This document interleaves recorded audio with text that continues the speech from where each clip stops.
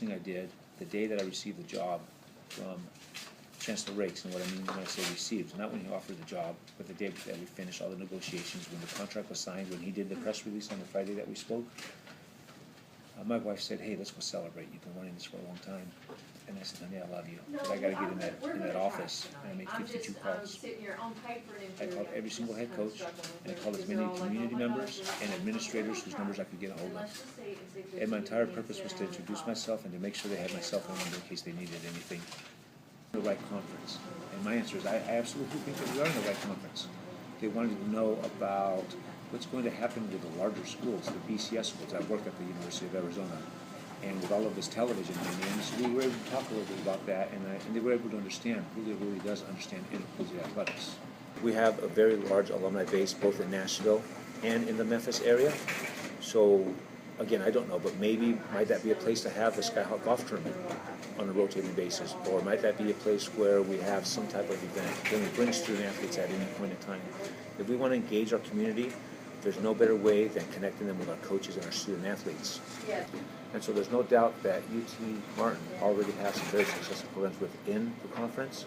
Our question is how are we going to maintain that, continue the momentum that Phil Dane, his administrators, staff, and coaches put together. How do we continue that, and then how do we build upon it? Most important people is our staff. A better way to phrase it is what I said earlier. Our competitive advantage is our staff, is our people. So it's just a matter of getting out there, and again, this place is not broken. This athletic department, in my opinion, is not broken. However, it is where it is.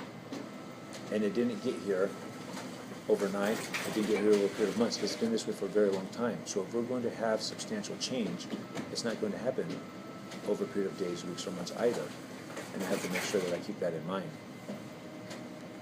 But I also believe that the first time that you ask somebody for a gift shouldn't be when they can give you $1 million.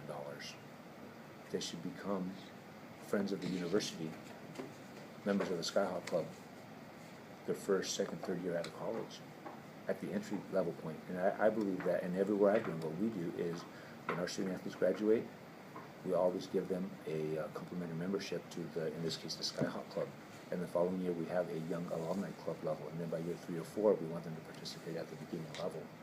And then when they do make it big, whether they're the sports editor or whether they're the president of whatever corporation or the NBA guy, then it's more realistic that they will participate at a deeper level because they've become not only used to supporting the institution, but they're more involved in it. It's again, it's about relationships. If our coaches come here and succeed to the level that they're attracted by the other schools, and again, success would be success academically, athletically, and socially for our students.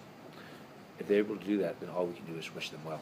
We will do everything in our power to retain the very best coaches and to attract and hire the very best coaches.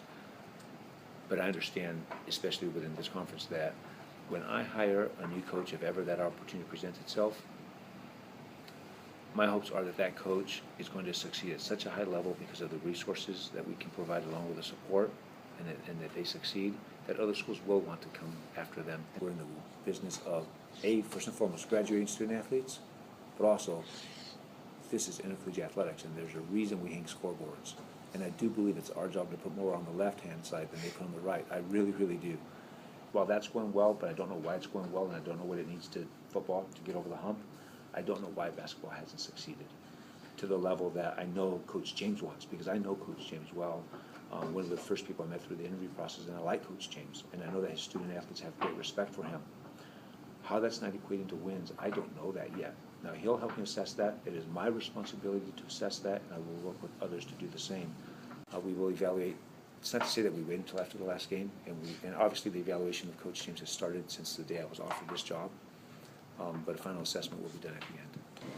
My biggest concern is making sure that I, as quickly as possible, assimilate to this community and get with as many people as I can and understand the Martin way, and find out how it is that I can help lead a group of people to provide the best possible student-athlete experience. Personally assimilating to this place, it's done. I now live in Martin, Tennessee, and that's a fact.